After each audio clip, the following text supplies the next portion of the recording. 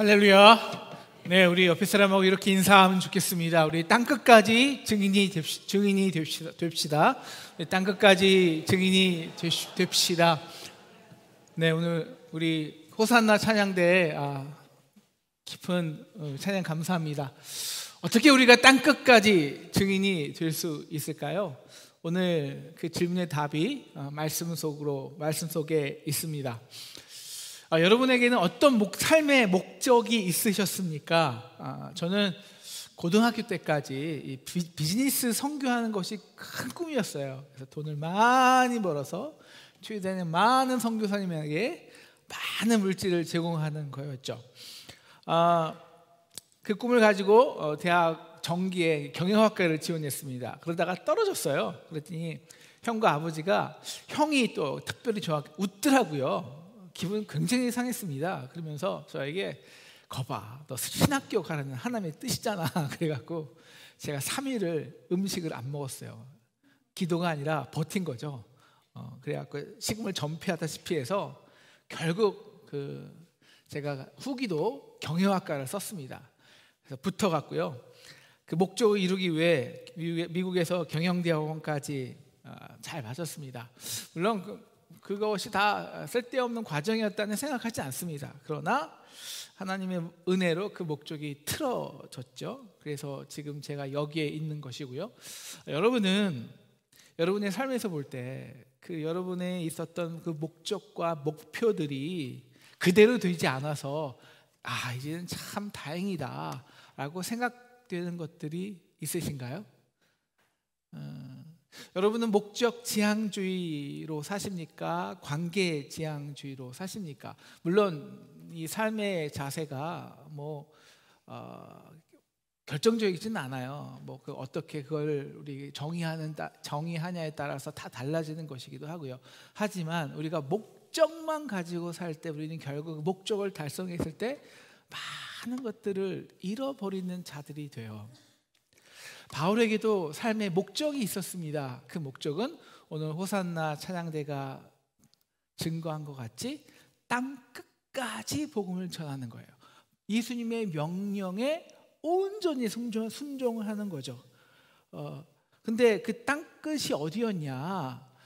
지금까지는 바울은 이 안디옥 교회가 자기를 파송해 주었고요. 로마 제국의 이 동방부 지역, 마게니와 아게야 이쪽 지역을 다 이 복음을 전했습니다. 그리고 이제 나머지 꿈이 있어요. 서방부의 끝. 그 당시에 이 땅 끝이 어디였냐면 스페인이었어요. 스페인을 오늘 23절을 오늘 서바나라고 하는 것입니다. 그래서 이 바울에게는요, 스페인 선교, 이 땅끝 선교가 자신의 최종 목적지였습니다. 그래서 오늘 이 안디옥 교회가 자기를 파송해 주어서 이 동방 지역 선교를 마친 것 같이 이제 내가 너희 로마에게로 가는데 로마 교회가 나를 파송해 줘서 이 마지막 나의 주님의 명령인 이 땅끝 서바나 선교를 마무리해 달라는 간절한 뜻이었습니다. 그래서 로마에 가고 싶다는 거예요. 그래서 22절을 보면은 내가 너희에게 가려던 것이 여러 번 막혔더니 아쉬움이고요. 그 다음에 24절 이렇게 말합니다. 이는 지나가는 길에 너희를 보고 먼저 너희와 교제하여 약한 서로에게 만족을 얻고 복음으로 은혜를 서로 받은 다음에 그래서 너희의 그리로 보내줌을 바랍니다. 너희가 나를 서바나로 파송해 달라라는 뜻입니다. 그래서 이 로마가 유럽의 중심지 아니었습니까? 그래서 로마로 가서 복음을 전하고 그 복음의 능력으로 이 땅끝 선교를 유럽 끝까지 자기가 평생 달려온 그 표대를 향하여 마지막 발걸음을 띄겠다라는 뜻이죠. 그런데요, 오늘 제일 중요한 말씀은 25절 앞에 있는 이 그러나입니다. 그러나 이제는 내가 그 나의 표대가 바로 앞에 있는데요, 그 표대 가는 걸 잠시 멈추고 내가 성도를 섬기는 일로 예루살렘에 가겠다는 거예요. 그 성도를 섬기는 일이 뭐냐? 예루살렘에 가난한 유대인들이 많이 있는데 흉년이 들어서 지금 너무 고생하는 거예요. 그래서 그들에게 구제 사역을 하러 가겠다는 것입니다. 여러분, 바울에게 이 땅끝 선교, 바울의 본질이 뭐예요? 정체성이 이방인 선교예요. 그것을 그 마무리는 서반화로 끝난다고요. 그 일이 있는데 바울에게 뭐 구제 사역이 뭐 그렇게 중요하다고? 그냥 구제 사역은 그 밑에 있는 사람들 맡기면 되지. 그거를 왜 예루살렘에 가냐는 거예요. 그 선교 마지막을 표대로 앞두고. 여러분, 바울의 정체성은 복음 전하는 자잖아요. 소셜 에이전시, 즉 뭐 사회사업가가 아닙니다. 왜 그런데 예루살렘을 섬기는 일이 왜 그렇게 중요했냐는 거예요. 우리 26절에 27절에 이제 그 바울이 그걸 말하는데요. 이는 마게도니아와 아가야 사람들이 예루살렘 성도 중 가난한 자들을 위하여 기쁘게 얼마를 구제헌금을 나에게 줬다는 거예요. 근데 이것이 단지 구제헌금 때문이었냐? 아니요. 27절이 구제헌금의 본질을 설명합니다. 그래서 우리는요, 우리가 하는 그 선교든 헌금이든 봉사든 구제든 거기에 그 자체가 아니라 그 안에 있는 본질을 봐야 되는데요. 그 본질이 뭐냐? 이것은 27절을 보시면 저희가 기뻐서 했다는 거예요. 억지로가 아니라 너무 감사해서. 왜? 그들이 빚진 자가 되었기 때문에. 기억하시죠? 빚진 마음이 빛나는 마음이다. 왜 그들이 빚진 자가 되었을까요? 그래서 그들이 우리 사도 바울이 13장 8절에서 이렇게 말하지 않습니까? 피차 사랑의 빚 외에는 아무에게든지 아무 빚도 지지 말라. 우리가 이 빚진 자의 심정이 돼서야, 그래서 우리가 그 빚진 자의 심정으로 내가 흘려 주어서야, 그래서 그것이 인간이 흘리는 그것이 인간이나 인간의 것이 되지 않고 진정한 하나님의 은혜가 되기 때문입니다. 근데 그들이 왜 빚진 자가 되었냐? 먼저 예루살렘 교회가 신령한 것을 그들에게 나누어 주었다는 거예요. 이 신령한 것이란 영적인 것이죠. 바로 예수 그리스도를 통해서 주시는 구원을 말합니다. 하나님이 먼저 이스라엘을 선택하셨고 그들에게 말씀을 주셨고 그 말씀을 통해서 예수 그리스도의 구원이 계시되었고 그래서 예수 그리스도가 오셨고 그들에게, 그리고 그리스도를 통해서 천하 만민에게 복이 내려 구원을 얻게 된 거예요. 물론 예루살렘 교회 안에는 아직 이 구원의 복음이 이방인에게 흘러가는 것에 대한 어떤 갈등과 논쟁이 있었습니다. 그들도 구원받기 위해서는 우리와 같이 되어야 돼, 율법을 지켜야 돼, 이런 논쟁들이요. 그럼에도 불구하고 예루살렘 교회는 먼저 논쟁과 갈등이 있었지만 그래도 리더들은 우리 하나님의 뜻에 맡겨보자 하고 탐탁치 않았지만 먼저 바울을 이방인들에게 선교사로 파송한 거예요. 그런데 그 덕에 이방인 교회가 생겼잖아요. 이게 뭐예요? 너희가 반대했는데 내가 잘났어, 그래서 이렇게 성공했어가 아닙니다. 너희가 선교줬더니 그 이방 사람들이 자신에게 빚진 자가 되어서 다시 너희에게 이 은혜의 빚을, 그리고 예루살렘 교회를 섬기는 그런 자들이 되었다는 거예요. 이게 다 너희가 섬긴 열매라는 거예요. 그래서 이번에 이 이방인 성도들이 예루살렘 교회를 섬긴 그 기회를 절대 놓치고 싶지 않은 거예요. 이건 단지 섬김이 아닙니다. 그래서 이거는 구제나 선교가 중요하냐 구제가 중요한 문제가 아니라는 거예요. 다시 28절 읽겠습니다. 28절 시작.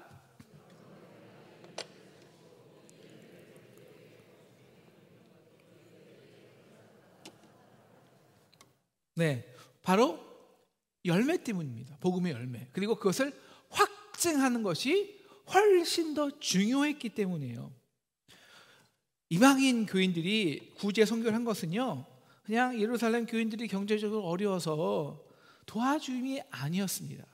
빚진 자 심정이 있다고 그랬잖아요. 그래서 기쁘게 했어요. 여러분, 우리가 섬기는 게요, 우리가 봉사나 가르침이나 구제나 선교나 우리 계속 말씀드리는 거지만, 이게 우리가 뭐 풍족해서 너희가 참 불쌍해서, 아니면 우리가 어떤 지식이 있고 너희는 없기 때문에 우리가 가르쳐서, 여러분 이 섬김에는 이건 선물이 아니잖아요. 선물로 안 받아들여요. 그럼 역사가 일어나지 않거든요. 왜 이방인들이 섬겼냐? 너희가 먼저 흘려주었잖아. 너희가 우리한테. 왜?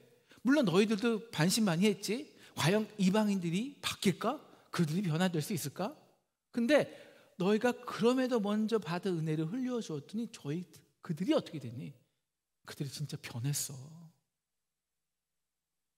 그래서 그들이 뭐 교만해서가 아니라, 풍족해서가 아니라, 먼저 받은 은혜 때문에 너에게 흘려줄 수 있는, 그래서 너의 흘림의 열매가 이렇게 그들로부터 왔다는 거예요. 그래서 그 결과의 목적은 뭡니까? 하나 되게 하기 위해서. 하나 되기 위해서. 누가 단순히 내가 능력이 있어서, 내가 잘나서, 내가 먼저 받았기에 흘려준 게 아니라, 흘려줬는데 그 흘림이 진정한 은혜가 돼서 다른 사람이 그 흘림을 받고 그 은혜를 다른 사람에게 전해주는 진짜 서로에 대한 선물이 되었다는 거예요. 그 결과 어떻게 됐습니까? 그 결과 하나 되었다는 거예요. 이것이 복음의 열매입니다. 이 하나됨을 확증하고 싶었던 것입니다. 물론 예루살렘 교회가 모두 은혜의 통로로 사용된 건 아니에요. 그들에게도 율법의 메인 지도자들이 있었습니다. 그래서 이방 성도들이 온전한 그리스도인들이 되기 위해서는 율법을 지켜야 돼 주장했어요. 그래서 이 바울의 이 선교, 즉 예수를 믿어서 오직 믿음만이 구원 얻는다는 것에 대해서 이 우리의 율법을 완전히 무력화시키는 발상이라고 굉장히 분노하고 적대적이었습니다. 그런데 바울은 이러한 예루살렘의 일부 리더들을 섬겼어요. 그래서 기회를 본 거예요. 서로가 하나 되는 기회. 너희가 이방 선교를 위해서 나를 파송해 주었는데 그 결과가 어떻게 되었어? 것 봐, 내가 옳았지가 아니라 너의 파송으로 인해서 저렇게 죽어가는 백성들이 일어나게 되었고, 그들이 기뻐서 너희가 흘린 그 은혜 때문에 자기를 내어주는 그런 사람이 되었잖아. 그러니까 그들의 섬김을 받아줘. 한 몸을 이루자는 거예요. 여러분, 사랑하는 상동 성도 여러분, 바울에게 선교란 무엇일까요? 우리에게 전도와 봉사의 목적이 무엇인가요? 그냥 교회를 세우면 될까요? 그냥 많은 사람에게 전도하면 될까요? 큰 교회를 건축하면 되는 것일까요? 아니요. 에베소서 1장에는 그 목적이 정확히 기록되어 있어요. 우리 6장 6절부터 잠시 보시면, 자, 우리에게 거저 주시는 바 은혜의 영광을 찬송하게 하는 것이라. 은혜를 나타나게 하는 것이 목적이에요. 은혜를 나타나게. 그래서 왜 우리가 먼저 7절 그 은혜의 풍성함을 따라 우리가 주의 사함을 받았으니까요. 즉 그 은혜가 선물이 되었으니까요. 그래서 그 하나님의 뜻이 뭐냐? 그 복음에 나타난 우리 9절에 보면은 그 뜻의 비밀은 뭐냐? 그 풍성하신 은혜를 나타내는 거예요. 그래서 모든 교회의 사명이나 복음의 본질은 10절입니다. 우리 10절 같이 크게 읽겠습니다. 시작. 하늘에 있는 것이나 땅에 있는 것이나 다 그리스도 안에서 통일되게 하려 하십니다. 이게 진정한 구원이에요. 개인의 구원으로 끝나는 것이 아니라 그 은혜에 빚진 자들이 빚진 마음으로 빛나는 마음에 대해서 그 은혜를 진짜 선물로 이 창조세계에 선물할 때 이 땅에 수많은 갈등 관계, 수많은 분단 관계, 분열 관계에 있던 수많은 피조물들이 그리스도 안에서 다 하나 되는 거예요. 이게 최종적인 구원이에요. 마지막 구원의 모습이죠. 그래서 에베소서 1장 23절은 교회는 그의 몸이니 만물 안에서 만물을 충만케 하시는 자의 충만이니라. 그래서 이 충만함을 위해서 먼저 확증될 게 있는데, 교회가 먼저 그리스도의 몸으로 하나 되는 거예요. 어떻게? 예, 하나님이 예루살렘 교회와 이방인의 교회처럼 하나님이 다른 은사를 주세요. 근데 그것을 내가 받은 은혜로 흘릴 때, 서로에게 선물이 될 때 하나가 되고, 그 하나가 되는 교회를 통해서 이 세상 만물이 충만해지는 거예요. 그때 비로소. 여러분, 어떻게 우리 한국 교회가 부흥됐다고 했습니까? 네, 미국, 다른 일본이나 중국 선교는 제국주의식으로 전도했어요. 그러나 우리 한국에서는 선교사들이 정말 은혜를 흘렸어요. 그래서 가난한 자, 복음이 필요한 자에게 먼저 가르치고 그들을 치유했다고요. 그랬더니 어떻게 됐습니까? 교회에 어떤 열매가 확증되었냐? 종이나 남자나 여자나 할 것 없이 다 하나가 되는 거예요. 세상에 양반보다 그 종이 먼저 장로가 돼요. 이게 확증입니다. 이 확증될 때, 그때부터 놀라운 역사가 이 땅을 충만하게 하는 거예요. 바울은 이걸 먼저 확증하고 싶은 것입니다. 이 복음의 본질을 위해서 이 확증이 되고 난 다음에 비로소 서바나 선교를 해야 그 선교가 의미 있다는 거예요. 여러분, 스페인이 요즘같이 비행기 타고 가는 곳이 아니잖아요. 예루살렘을 먼저 갔다가 로마 갔다가 스페인 가기 아마 내 인생에서 가능하지 않을 수 있다는 거 알아요. 그리고 그 예루살렘에 많은 위험이 도사리고 있음을 압니다. 그래서 사도행전 21장을 보면 그 많은 바울의 동역자들이 예루살렘에 가지 말 것을 간곡히 부탁해요. 많은 예언을 들어요. 거기 가면 결박될 거고 로마의 감옥에 갇히게 될 거야. 그런데 바울이 21장 13절 사도행전 이렇게 말하죠. 너희가 어찌하여 울어 내 마음을 상하게 하느냐? 나는 주 예수의 이름을 위하여 결박받을 뿐 아니라 예루살렘에서 죽을 것도 각오하였노라. 참 개인적인 입장에서는 이해가 안 갔어요. 아니, 그 복음의 위대한 사도가, 그 수많은 교회를 개척한 사람들이, 개척한 그 바울이 왜 굳이 헌금 그거 드리다가 왜 거기서 죽어야 하냐는 거예요. 아니, 그 사람이 너무 아깝지 않나요? 그게 평생 달려간 그 표대가 바로 코앞에 있는데. 하지만 사도 바울은 이렇게 말하는 거죠. 아니, 그 열매가 먼저 확증되지 않는 한 서바나 선교도 의미가 없어. 복음의 사역과 세상 일은 다릅니다. 여러분, 세상의 일들은요, 먼저 목적이 달성되고 결과만 좋으면 어느 정도 다 용서가 돼요. 결국 그것만 보이니까요. 그래서 목적과 결과가 정당화되면 거기 자체의 동력이 있어서 또 다른 일이 계속 진행된단 말입니다. 그런데 복음은 달라. 내가 몇 교회를 세웠고 몇십 명을 전도했고 큰 교회를 세우고 중요하지 않아. 내가 나의 사명을 완수하는 것도 중요하지 않아. 그것은 지금 내가 전한 복음이 정말 굿뉴스가 되었는가? 그래서 다른 이에게 선물이 되었는가? 서로에게. 그래서 하나됨을 이루었는가? 그 열매의 확증 없이 얼마나 우리가 많은 교회를 세우고 선교를 하던 그거는 공등탑에 인간의 공등탑이 무너지는 것과 같다는 것입니다. 우리 한국 교회도요, 한때는 우리가 이 목적 지향주의로 살았잖아요. 그래서 일단 교회가 신도시에 그 큰 교회 건물을 세우면 그냥 진짜 우리 많은 목사님들이 이렇게 생각했어요. 성도님들도 우리가 교회 잘 지으면 성도들은 그냥 올 거야. 우리가 좋은 프로그램 만들면 이 프로그램에 따라서 교육하면 성도들이 올 거야. 그리고 그게 진짜 부흥인 줄 알았습니다. 결과가 어떻게 됐을까요? 네, 교회 크게 짓기 위해서 오늘 말씀에는 사랑의 빚 외에는 다른 빚을 지지 말라 그러는데 교회가 많은 빚을 짓게 되었어요. 부담이 생겼죠. 이거는 사랑의 부담이었는데 이건 경제적인 부담이 된 거예요. 그러니까 이 목사님이 설교해도 그 설교에 은혜가 안 돼요. 부담이 되니까.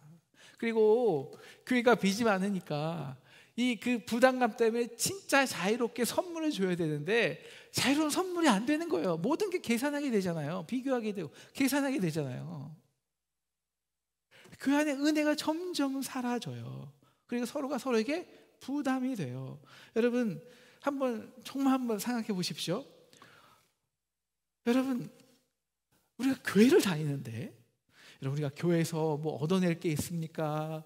뭐 이익을 얻을까요? 아니요. 교회는요 다 나를 내어주는 것이에요. 내어주는 곳입니다. 봉사하고 섬기는 일이 교회예요. 그런데 이게 은혜 없이 어떻게 하겠냐고요. 은혜 없이. 그래서 어떻게 되냐? 결국 교회는 큰 건물, 목적은 그대로 있어요. 건물을 있고 또 은행에 빚만 잔뜩 있고, 그래서 교회는 다 떠나가는 거예요. 그래서 그리고 건물, 은행이나 아니면 이단에 팔리는 거죠. 어제 그 한국의 젊은이들한테 아주 영향력 있는 목사님을 만났는데 그 목사님이 이 말씀 하시더라고요. 우리 한국교회 부흥사들이 아주 큰 업적을 했다. 그 업적이 구라면 과오는 일인데 그 목적주의, 성장주의, 그것이 구인 것 같지만 그 과오 1이 그 나머지 9를 다 잡아먹었을 뿐만 아니라 다음 것을 일으키는 모든 동력을 다 뿌리치어 없애게 했다는 거예요.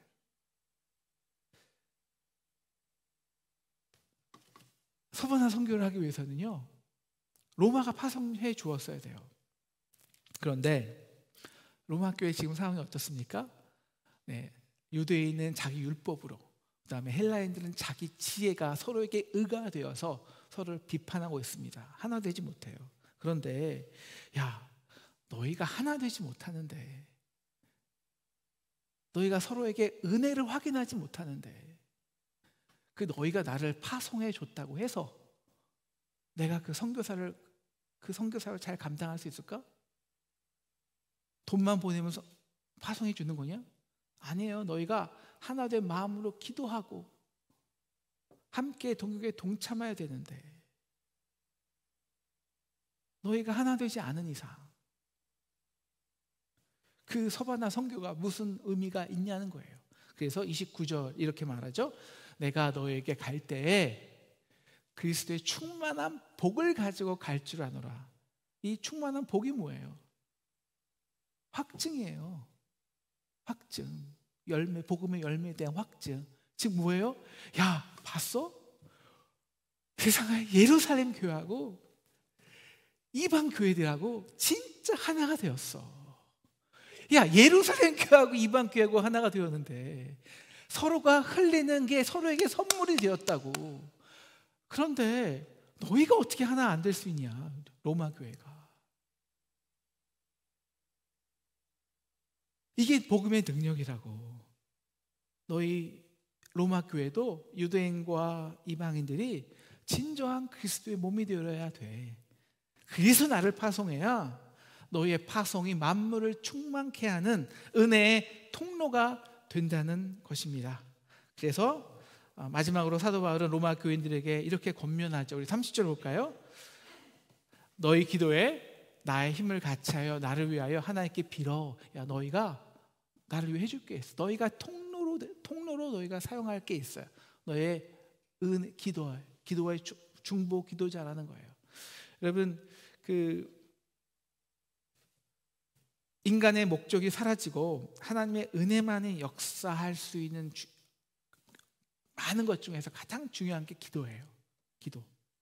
이 기도에 동참하라는 거예요. 근데 이 기도의 내용이 뭘까요? 우리 31절 보면 이 유다에서 순종하지 아니하는 자들로부터 사도 바울을 보호하는 것도 있지만 가장 중요한 거는 다음 거, 예루살렘에 대하여 내가 섬기는 일이 성도들이 받을 만하게 해달라. 다시 말하면 예루살렘 성도들이 이방인들이 흘린 그 구제 헌금이 우리가 불쌍해서도 아니고 그들이 잘나서도 아니고 우리가 흘린 은혜로 흘린 그 흘림의 열매가 이렇게 하나님이 우리에게도 은혜를 흘리게 하셨구나. 서로에게 받을 만한 선물이 되게 해달라. 이것이 너희가 함께 기도해 달라는 거예요. 이것을 위해서 하나됨을 위해 기도해 줘야 이 로마 교회 이 예루살렘 교회와 로마 교회 하나님이 하나됨이 너희의 하나됨도 되게 할 수 있다는 거예요. 우리가 다음 주부터 우리 특별 새벽 기도회인데요.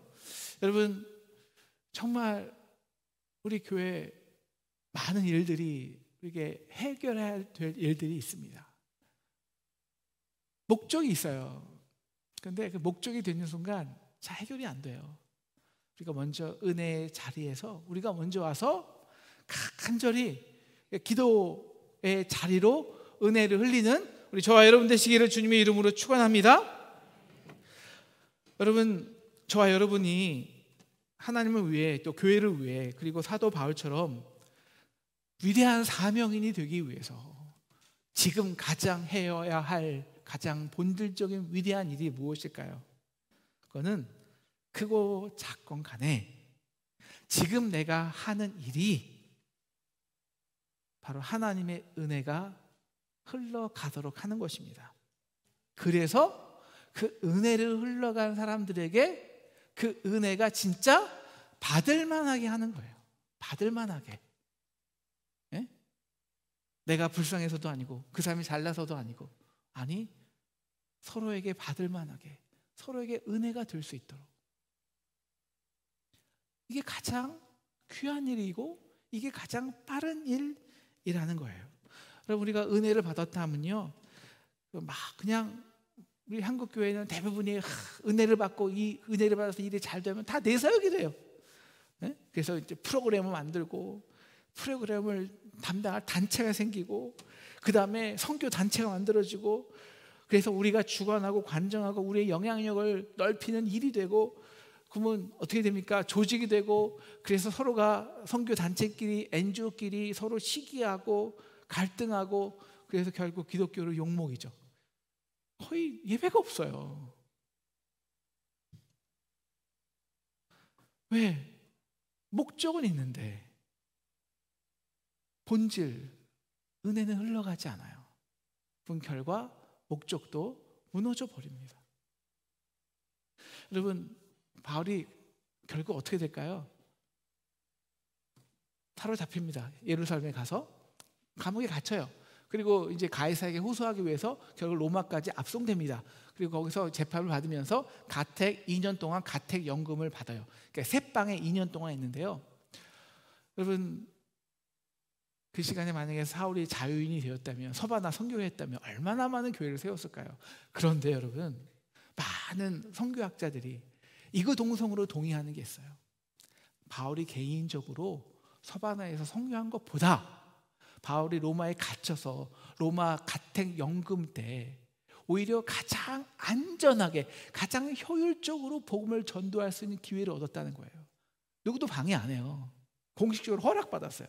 그래서 수많은 사람들이 바울이 왔다 갔다 그 가택 집을 찾아와서 복음을 듣고 전하고 중요한 거는 바울이 거기 있는데 그 바울이 1차부터 3차까지 전도한 모든 교회 리더들이 바울을 방문해요. 교회의 문제를 의논하고요. 그래서 교회가 이렇게 분열되고 아파하는데 어떻게 하나 될 수 있는지. 그래서 바울이 뭘 쓸까요? 복음서예요. 그래서 에베소서 쓰고 빌립보서 쓰고 빌립보문서를 쓰고 복음의 편지를 전하는 거예요. 그리고 복음의 편지가 그 편지들이 단지 1세기뿐만 아니라 바울이 살았을 뿐만 아니라 2000년 동안 지금까지 수많은 교회를 세우고 수많은 사람들 선교하는 은혜의 통로로 지금까지 사용되지 않습니까? 그래서 교회가 그리스도의 몸이 되고요. 몸이 될 때 만물 안에서 만물을 충만케 하시는 하나님의 능력이 지금까지 교회를 통해서 이 땅에 선물로 흘러오는 거예요. 그 결과 바울 자신이 아니라 교회가 서바나 선교뿐만 아니라 이제는 아시아와 온 세계까지 복음이 전해지게 되는 것입니다. 사랑하는 상동교회 성도님들, 사랑하는 상동교회 성도 여러분, 우리 인간의 목적이 없어지고요, 은혜가 될 때, 그때 하나님께서 가장 위대하게 우리를 쓰시는 때임을 믿으시기를 주님의 이름으로 축원합니다. 우리 교회도 여러 목적이 있어요. 해결해야 될 많은 큰 목적들이 있다고요. 근데 그 문제를 해결하는 가장 빠른 지름길이 뭘까요? 여러분, 그것은 딱 하나입니다. 크고 작건 간에 지금 내가 흘리는 나의 사역들이, 봉사들이, 그리고 선교와 구제가 크건 작건 그 속에서 진짜 하나님의 은혜가 흘러서 서로가 서로에게 선물이 되어야 합니다. 아멘. 여러분, 그때 우리가 우리의 목적을 달성할 수 있는 그것이 가장 빠른 길임을 여러분 믿으시기를 주님의 이름으로 축원합니다. 다음 우리가 2주간 우리 교회가 이제 봉사 부서를 정하는데요, 어떤 일을 하는가 중요하지 않습니다. 여러분, 우리가 선교부도 있고 선교부 사회사업부 많은 부가 있어서 여러분이 하는데 많은 사역이 있어요. 여러분, 교회가 뭡니까? 봉사하는데요, 은혜를 흘리는데요. 사역의 은혜를 흘리지 않은 사역을 하지 않으면 여러분은 그리스도의 몸 안에 있는 것이 아닙니다. 반드시 하나 이상 하셔야 되는데요, 그 어떤 일을 하던 그 일이 내가 내 사역이야가 아니고요, 내 달란트가 드러나는 것도 아니고, 내 의가 드러나는 것도 아니고, 내 사역이 성취되는 것도 아니고, 우리가 서로에게 받을 만한 한, 서로에게 선물이 되게 하여 그리스도의 한 몸을 이루게 하는 봉사 사역 되기를 주님의 이름으로 부탁드립니다. 그래서 우리 내년 1년 우리가 하는 봉사를 통해서 교회가 서로에게 선물이 되어 하나님께서 가장 위대하게, 가장 빨리, 가장 근사하게 우리 교회를 만물이 충만케 하는 놀라운 하나님의 역사를 우리 교회를 통해서 나타내시기를 주님의 이름으로 축원합니다.